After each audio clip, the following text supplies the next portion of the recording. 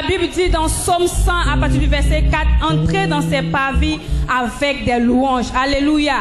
C'est pourquoi nous allons inviter la chorale pour leur numéro spécial. Pendant que tu acclames le Seigneur, la chorale arrive pour nous conduire dans les parvis de l'Éternel. Acclame puissamment le Seigneur.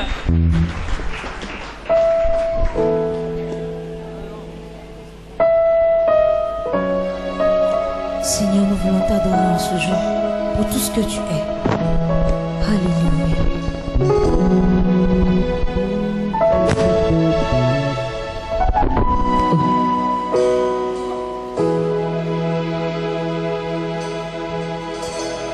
Pour tout ce que tu es, reçois la gloire.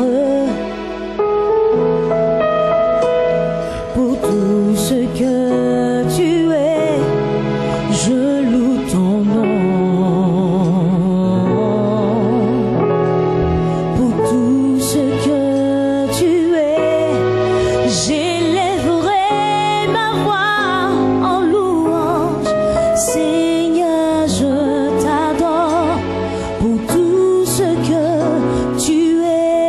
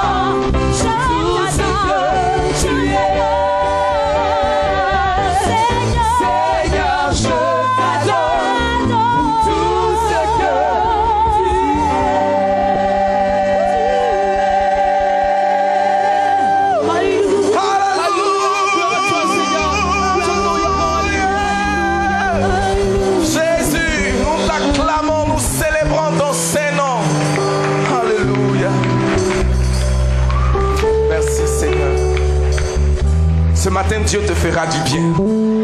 Aujourd'hui, le Seigneur te fera du bien. Si tu le croyais, tu allais dire Amen. Va avec 3 personnes, dis-le bienvenue dans la présence de Dieu ce matin. Dis-le bienvenue, bienvenue, bienvenue dans la présence de Dieu. Amen. Amen. Gloire à Dieu. Et si personne ne te le dit en souriant, souris à toi-même et dis je suis le bienvenu dans la présence de Dieu anyway. Amen. Gloire à Dieu. On peut s'asseoir dans la présence sainte et glorieuse de Dieu. Amen. Bien, notre culte, il y a eu beaucoup plus d'articulation dans le culte aujourd'hui qu'il n'y en a d'habitude en raison de l'école de Joseph, de l'intervention grande en qualité de notre frère Yannick Timité. Que Dieu le bénisse au nom puissant et merveilleux de Jésus. Amen. Donc cela ne me donnera pas le temps de prêcher totalement le message sur l'intervention surnaturelle par le ministère des anges. En réalité, j'ai prévu donner cet enseignement sur 3 dimanches. Amen. Afin de nous permettre de mieux assimiler ces choses. Gloire à Dieu. L'intervention surnaturelle relève du domaine de l'incapacité humaine. Dieu intervient lorsque la chose dépasse nos limites, dépasse nos capacités. Dieu a plusieurs moyens, plusieurs agents qu'il utilise pour intervenir. Amen. Dieu est structuré. Dis avec moi, Dieu est structuré. Dieu est organisé. Amen. Dieu ne fera pas dans ta vie, par exemple, ce dont il t'a donné la capacité de faire toi-même. Est-ce que tu sais, par exemple, que tu es le premier agent de Dieu dans ta propre vie? Tu es comment? Le premier agent de Dieu dans ta vie. Regardez le conseil de Jéthro à Moïse dans la mise en place de son organisation. Il dit, tu ne peux pas porter la charge tout seul. Il faut diviser les hommes. Mais en réalité, ce n'est pas les hommes qui divisent, ce sont les problèmes qu'il veut prendre par catégorie. Il met les chefs de 10, les chefs de 100, les chefs de 1000. Cela veut dire quoi? Le problème qu'une personne qui a la sagesse de 10 peut gérer, il gère. S'il ne peut pas, il emmène à un niveau supérieur. Si ça ne peut pas, il emmène au prochain niveau de compétence. Et quand ils ne peuvent pas, qu'il le rapporte à Moïse. Moïse qui est donc censé être celui qui a la capacité. Donc il y a certaines choses qui ne venaient pas au niveau de Moïse. Est-ce que vous savez qu'il y avait des situations dont Moïse n'a jamais été au courant mais qui ont été réglées? Dieu t'a donné par exemple une tête pour que tu puisses réfléchir. Et Dieu t'a donné la tête pour que tu le laisses en paix sur certaines choses. Bien aimé, dépendre de Dieu pour ce que nous pouvons faire par nous-mêmes est une preuve d'irresponsabilité. Et la vie chrétienne ne nous rend pas irresponsables. Il dit, il y a des situations de 1000. Bien aimé, est-ce qu'en dehors de cela, les hommes sont également des agents de Dieu dans notre vie? Dieu peut utiliser un homme, il peut utiliser une femme, il peut utiliser des situations pour agir.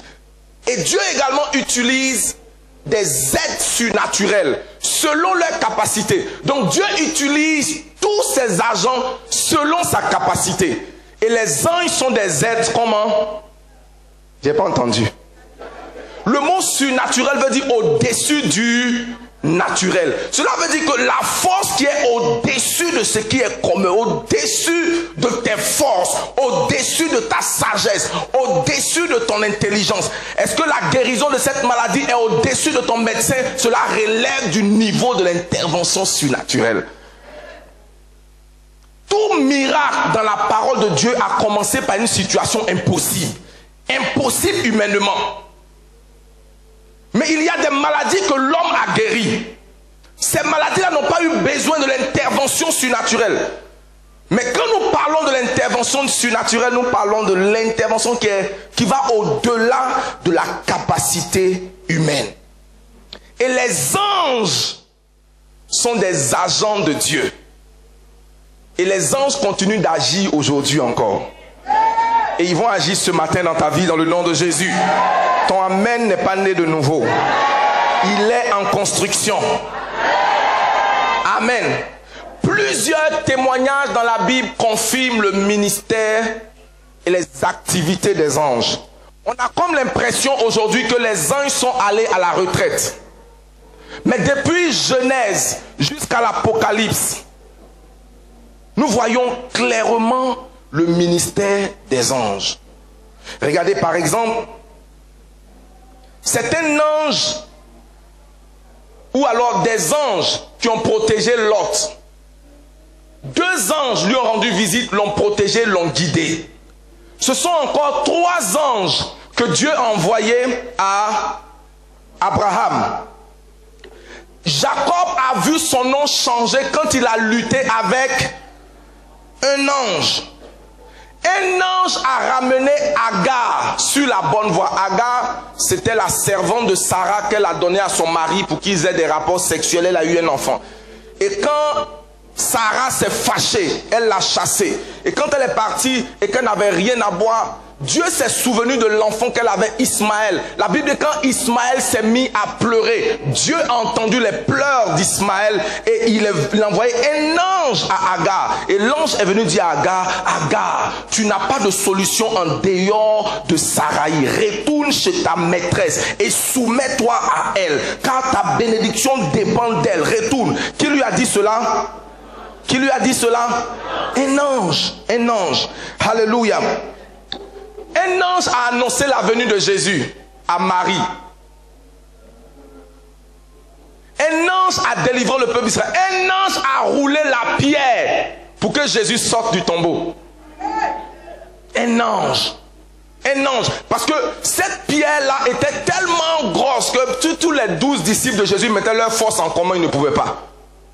Donc, la Bible dit, un ange du Seigneur est venu rouler la pierre. Bien aimé, cette pierre devant ta vie sera roulée par une intervention angélique. Et le ministère des anges ne s'est pas arrêté après la résurrection de Jésus. Le pasteur Paul disait quelque chose de très intéressant tout à l'heure. Pendant que Pierre était emprisonné, il y a eu une délivrance par l'intervention d'un ange. Dis Amen.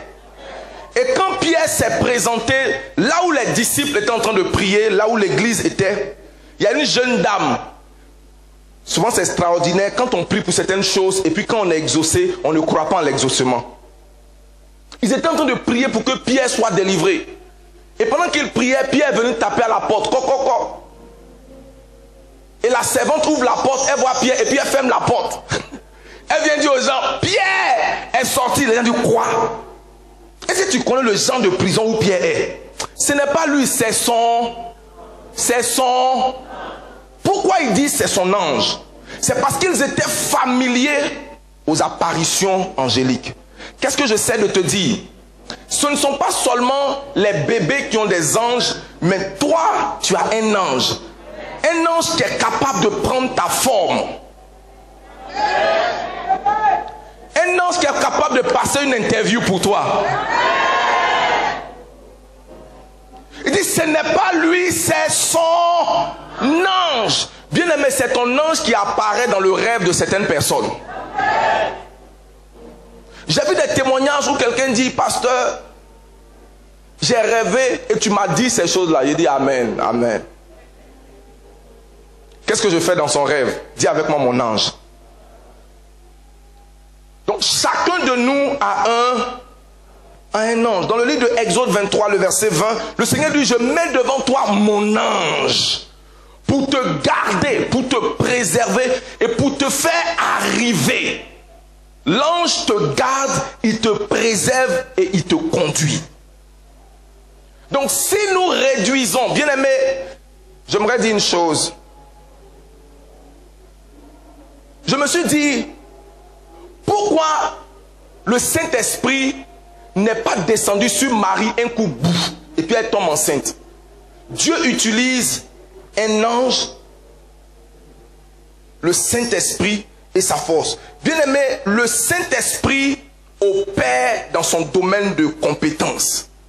Les anges opèrent dans la leur. Et si tu crois au Saint-Esprit, en négligeant le ministère des anges, tu vas te priver d'une intervention extraordinaire, de plusieurs interventions qui relèvent du domaine de compétence des anges. L'ange est venu lui dire, tu auras un enfant. Elle dit, comment ça va se passer? L'ange lui dit, moi voici ma mission. Mais il a une force supérieure. Le Saint-Esprit prendra le relais. Et c'est pourquoi cette chose qui est déclarée impossible, sans que tu n'aies eu des rapports sexuels avec un homme, tu tomberas enceinte. Beaucoup de chrétiens prient le sang, le Saint-Esprit, mais négligent l'intervention des anges. J'ai réalisé une chose, c'est que lorsque le message d'une chose est prêché, les résultats également sont provoqués. Waouh. Bien aimé, Dieu n'a jamais arrêté de guérir. Mais pendant une période, on avait l'impression que Dieu ne les guérissait pas. Pourquoi? Parce que les gens ont arrêté de croire et d'enseigner que Dieu guérit. Dieu n'a pas arrêté de prospérer les gens. Mais parce qu'on a arrêté d'enseigner qu'il est Jéhovah Jireh, comme la chorale a si bien enseigné, les gens vivaient dans le dénuement et dans la précarité. Les anges n'ont pas arrêté d'agir, mais puisque nous avons arrêté de prêcher, d'enseigner, ils ont arrêté d'agir. Quand un message est restauré, son effet également est restauré. C'est pourquoi je vois le ministère des anges être restauré dans ta vie. Je dis, je vois la restauration du ministère angélique dans ta vie, dans le nom de Jésus. Les anges sont réels. Dis à ton voisin, les anges sont réels. La parole de Dieu, les Écritures révèlent leur but, leur capacité et leurs limites. Les anges sont divisés en plusieurs catégories et en plusieurs rangs. Les anges ont plusieurs catégories. Il y a les séraphins, il y a les archanges, et ils ont plusieurs rangs. Tous les anges ne sont pas logés à la même enseigne. La Bible dit, nous n'avons pas lutté contre la chair et le sang, mais contre les dominations, les principautés, les esprits méchants dans les lieux célestes. Donc tous les anges n'ont pas le même rang. Il y a des anges d'une grande rang hiérarchique. Satan, à l'époque, quand il s'appelait Lucifer, faisait partie d'un rang élevé d'anges. Il dit, tu es devenu puissant. Cela veut dire qu'il n'était pas, il est devenu. Il a acquis un rang honorable. Et le mal est entré dans son cœur. Donc les anges n'ont pas la même chose. La Bible nous dit par exemple que c'est un seul ange qui a détruit Sodome et Gomorrhe. Combien de personnes? Donc un seul ange peut détruire la terre entière. Il y a des anges qui sont très forts. Dieu ne gouverne pas seul. Je veux que tu écrives cela. Dieu ne gouverne pas l'univers seul. Il a mis en place un système. Sa souveraineté dirige toutes choses, mais il a une administration avec des administrateurs délégués. Dieu est souverain, il est puissant, mais il ne gouverne pas l'univers seul. Il a mis en place une administration avec des administrateurs délégués. Comment je le sais? Dans le livre de Daniel chapitre 12, le verset 1, vous allez vous lire là-bas quand vous irez à la maison, parce que je vois que le temps est passé. Lisez à la maison. Dans ce texte, Michael est présenté comme l'ange d'Israël. Il dit l'ange Michael, le gardien d'Israël. J'ai une bonne nouvelle pour toi. Sur chaque nation, Dieu a un ange. Il y a des sous-anges, mais il y a un ange administrateur. L'ange administrateur du Congo, l'ange administrateur de la Côte d'Ivoire. Parce que ce ne sont pas les colons qui ont divisé nos nations, c'est Dieu. À la tour de Babel, la Bible dit Dieu confondit le langage des hommes et il sépara les limites de leur demeure.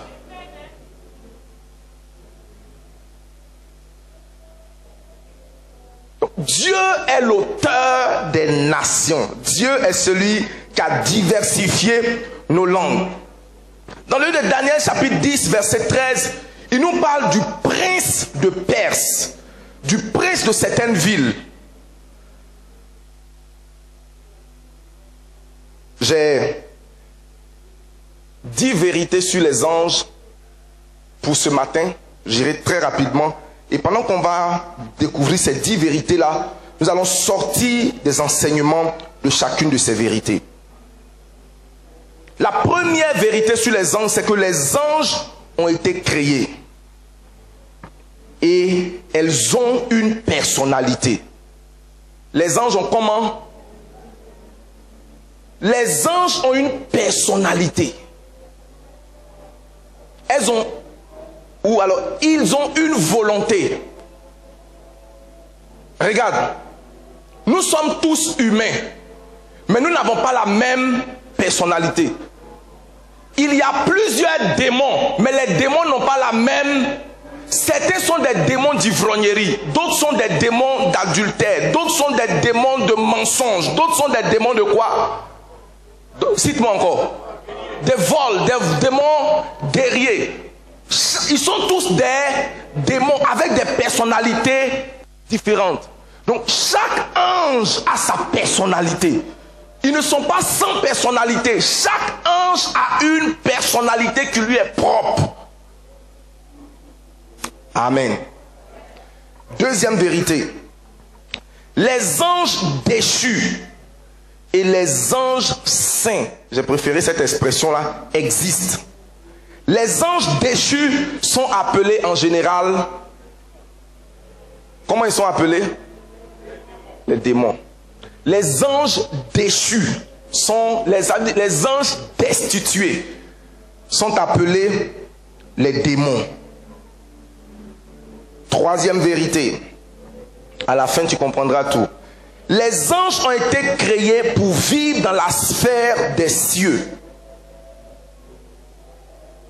L'environnement naturel des anges, ce sont les cieux. Je ne dis pas le ciel, j'ai dit quoi? Les cieux. Psaume 115, il dit Dieu a créé les cieux et il a donné la terre au Fils de l'homme.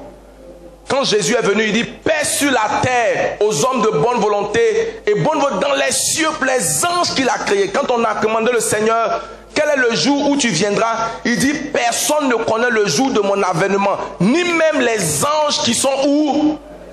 Dans les cieux. Il a dit celui qui me réunit devant les hommes, je vais le régner devant mon Père et ces saints anges qui sont où? Dans les cieux. Donc l'environnement ou le système créé par Dieu, l'habitation normale d'un ange c'est où? Et l'habitation normale des hommes c'est où? Donc un ange sur la terre est illégal parce que ce n'est pas son environnement de prédilection.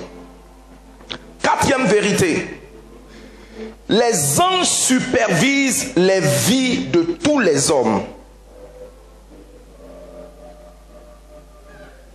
Hébreux chapitre 1, verset 4. Les anges supervisent la vie sur terre et ils rendent compte régulièrement à Dieu.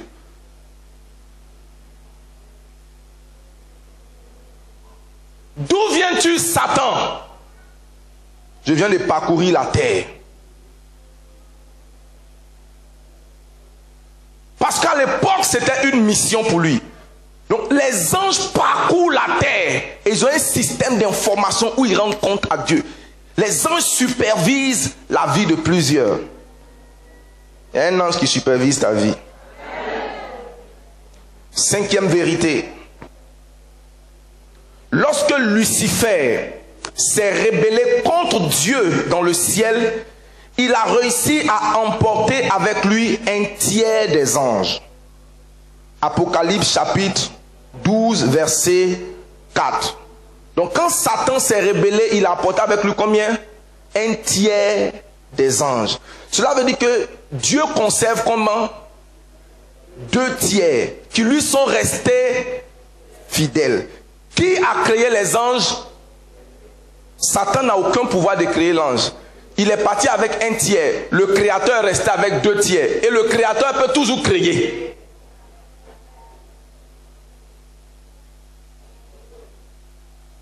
Pendant que les serviteurs du diable travaillent avec les démons, les serviteurs de Dieu sont censés travailler avec qui?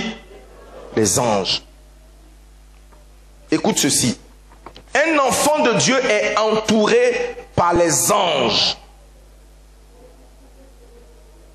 et par les anges déchus.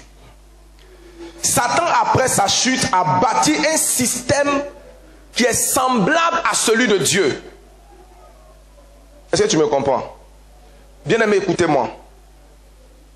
Quand Satan a chuté, il est allé essayer de reproduire un système qui est semblable à celui de Dieu. Et si vous regardez bien comment Satan opère, c'est exactement à quelques modifications près comment le système de Dieu opère. Quand vous allez voir le marabout ou le féticheur de votre village, il vous dit d'amener toujours comment? Un sacrifice. La Bible dit personne ne vient voir le prophète de Dieu les mains comment? Vides. Donc Satan, connaissant ce système, tout féticheur, on va le voir avec un poulet. Si vous regardez bien, c'est pourquoi Satan également, quand il a vu que Dieu avait établi des administrateurs, lui il prend son royaume, quand il détrône l'homme de la terre, il également établit des principautés sur les nations. Et ça, Jésus vient détrôner tous ces gars. Oh, ton amen n'est pas né de nouveau. Je dis ton amen n'est pas né de nouveau. Bien aimé, comprenez en lisant l'histoire et en lisant la Bible qu'il y a eu une période avant Jésus et une période comment? Après Jésus. Avant Jésus, Satan avait implanté son administration. Ils étaient forts, établis. C'est pourquoi, lorsque Daniel prie, sa prière met du temps et quand l'ange arrive, il dit je venais, mais j'ai dû confronter la paperasse de Satan. Son administration. On m'a demandé tel papier, on m'a demandé tel timbre, on m'a demandé ça. Satan avait mis des barrages sur la route. Mais pendant que tu priais, j'ai reçu une intervention et j'ai réussi à déjouer son système. Donc tu ne peux pas triompher sur la terre tant que tu n'as pas renversé le système établi par Satan. Mais gloire à Dieu, quand Jésus est venu et qu'il est mort à la croix, la Bible dit son Père lui a donné un nom qui est élevé au-dessus de tous les noms. Donc Satan est en train d'utiliser l'ignorance des chrétiens pour les emmener à croire qu'il tient un certain pouvoir, tient les nations. Dis avec moi, Satan est un menteur. Avec plus de conviction, Satan est un menteur. Sixième chose, c'est que les anges peuvent parler. Les anges peuvent parler et ils peuvent communiquer.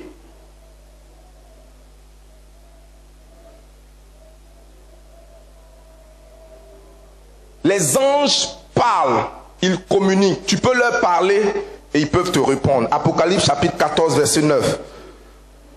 Septièmement, les anges refusent d'être adorés. On n'adore pas les anges. Il y a une communauté qui a exagéré au point où on adore. Saint Michael, réponds avec moi. Saint. Saint Michel. Saint Patrick. Saint Gabo Junior. Saint toi-même. Amen. Pendant que les anges brillent. Amen. Jean était tenté de l'adorer. Il dit, garde-toi de te prosterner devant nous, car je suis moi aussi un serviteur. Je suis un agent de Dieu. Adore Dieu seul. Donc on n'adore pas les anges. Et je vais aller plus loin. On ne prie pas les anges. On peut communiquer avec eux, mais on ne les prie pas. Les anges refusent d'être adorés. Huitièmement. Huitième vérité sur les anges. Il y a des anges qui vous gardent et il y a ceux qui vous sont envoyés en mission dans votre vie. Cela veut dire qu'il y a un ange qui reste en permanence avec vous.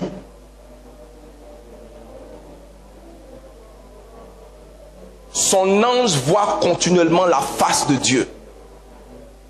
L'ange de l'Éternel campe autour de ceux qui le craignent. Et qu'est-ce qu'il fait? Il les arrache au danger.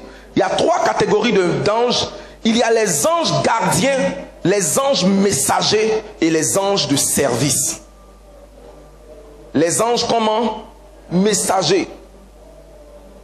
Et leur chef de département s'appelle...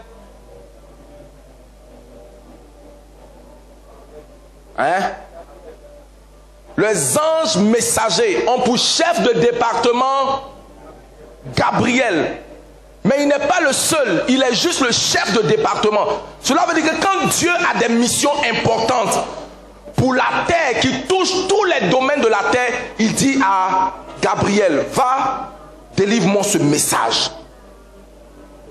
Mais bien aimé, il y a des choses de ta vie qui ne concernent pas toute la terre. Donc Dieu délègue des sous-messagers. Et il y a des anges gardiens et il y a des anges de service. Ces anges-là viennent dans ta vie pour une mission ponctuelle. Ils accomplissent, ils se retirent. Il y a ceux qui viennent accomplir un service particulier dans ta vie. Bien aimé, ce ange viendra enlever ce patron qui te dérange. Ton amen n'est pas né de nouveau. Dans ma vie ministérielle, j'ai vu, pendant que je suis en train de prier, quelqu'un me dit, pasteur, j'ai vu quelqu'un rentrer en blouse blanche et il a fait mon opération. Et quand j'ai fini, je suis guéri. Qu'est-ce qui s'est passé? Je ne sais pas. Moi, je suis en train de prier, la personne... chose. Donc la 8e ou la 9e vérité, c'est que les anges peuvent apparaître physiquement. Les anges peuvent prendre la forme d'un homme. Paul nous encourage, il dit, exercez l'hospitalité, car sans le savoir, certaines personnes parmi vous ont hébergé des anges. Donc un ange, ce n'est pas simplement quelqu'un avec une créature, une apparence brillante avec des ailes. Les anges peuvent prendre des formes humaines. Bien aimé, ange paye transport des gens. Ange enlève les gens dans la honte. Tu n'as jamais rentré dans cette situation où tu es coincé, tu ne sais pas quoi faire. Et puis quelqu'un surgit de nulle part et vient te tendre une enveloppe qui répond. Tu lui dis, mon frère, tu viens d'où? Bien aimé, tu n'as jamais expérimenté ça. Et souvent c'est un inconnu. Et au moment où tu veux prendre son numéro, il dit non. Comme cette personne qui m'envoie du crédit tout le temps. Peut-être que c'est un ange. Parce que hier encore la personne m'a appelé. Cette fois-ci c'est elle-même qui m'appelle. Et puis elle dit, bon pasteur, j'échange même le comment on appelle, le crédit de 500 que je t'emmène chaque semaine. Là, maintenant ça devient 1000 francs. Est-ce que tu n'as pas aussi un numéro de transfert de Malakai? Il dit, mon fils, comment tu peux me poser les questions comme ça? Mais quel est ton nom? Il dit, ce n'est pas grave. Priez seulement. Donc les anges peuvent prendre des formes comment? Humaines. Et ils viennent résoudre une situation ponctuelle. Les anges peuvent être rendus visibles à une personne particulière, tandis que les personnes qui sont avec elle ne voient pas. Dieu peut ouvrir tes yeux et tu vois un ange dans l'apparence glorieuse, dans son apparence. Je prie que le Seigneur ouvre tes yeux. Je dis, je prie que le Seigneur ouvre tes yeux dans le nom de Jésus. 9e ou 10e, 9e, l'autre là, non, l'autre là c'était Guassou. Mais à côté, ce que tu écris, Guassou spécial du pasteur. Amen. 9e, les anges excellent en force. Les anges sont comment? Excellent, ils sont forts. Psaume 103, verset 20. Si ton problème est au-delà de tes forces, par l'intervention d'un ange qui est fort, la situation sera résolue. Dans le nom puissant de Jésus. Les anges sont forts. Ils sont capables de choses extraordinaires. Les anges sont capables de libérer. Les anges sont puissants. Ils excellent en force. Ce qu'un ange peut faire, toute l'armée des hommes ne peut pas la faire. Ce qu'un seul ange est capable de faire. Et Jésus, lorsque Pierre est venu le défendre avec son épée, il dit, mon gars, quel genre de défense tu fais? Il dit, j'ai à ma disposition des légions d'anges. Si je les demande à mon Père là maintenant, quelque chose va se passer. Mais je n'ai pas demandé. 10e pour terminer. Les anges ont une connaissance extraordinaire.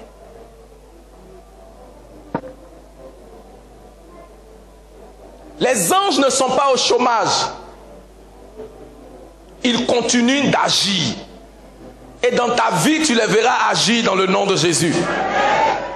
Donc, jeudi et dimanche prochain, j'enseignerai sur comment jouir du ministère des anges. Lis ta Bible. Tu verras que Dieu continue d'agir.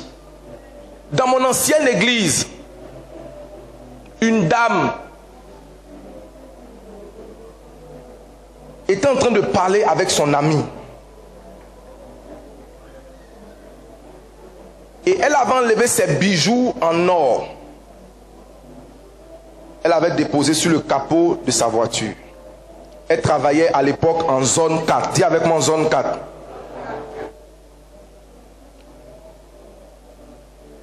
Elle arrive à la maison, elle se rend compte qu'elle ne retrouve pas ses bijoux qu'elle avait achetés très chers. Elle rentre dans la voiture, elle fouille la voiture, elle ne voit rien.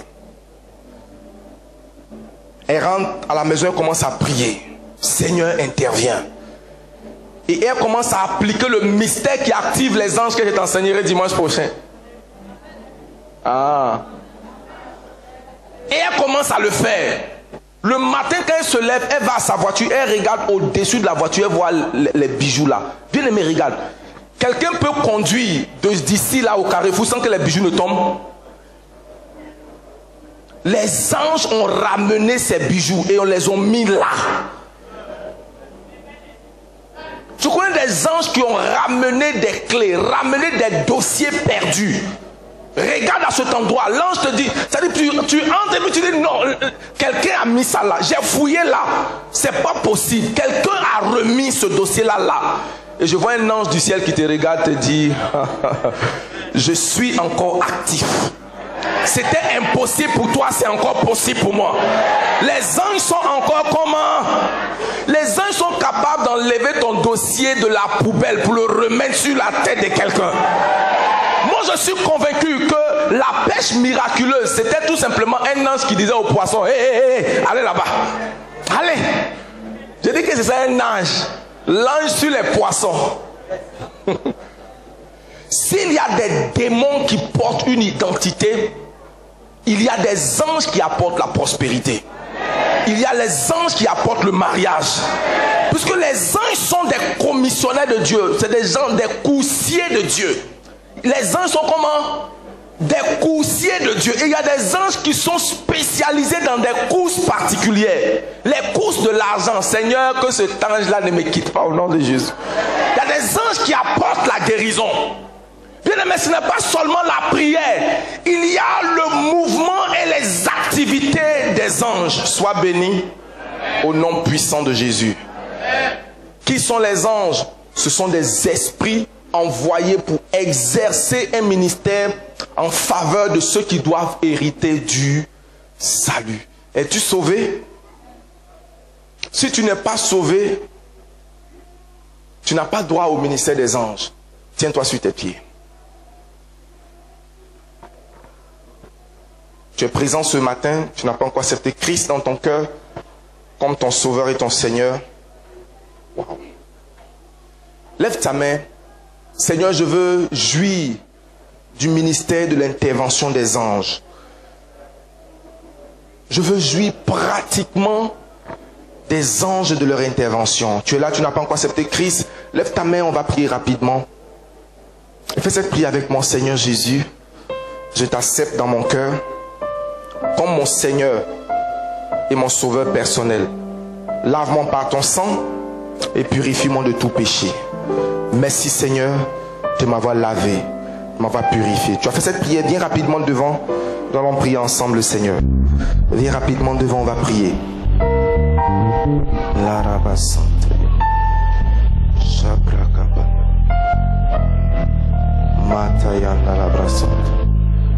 On peut acclamer le Seigneur pendant que nos bien-aimés viennent devant l'autel.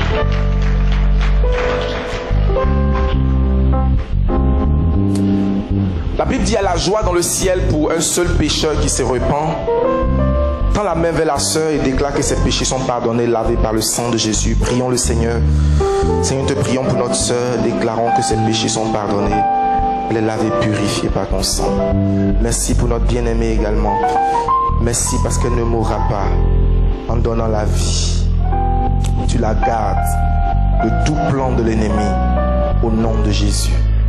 Amen. Acclamons très fort le Seigneur. Retirez-vous. Allez, arrêtez. Si c'est pour le Seigneur, tu peux faire mieux que ça.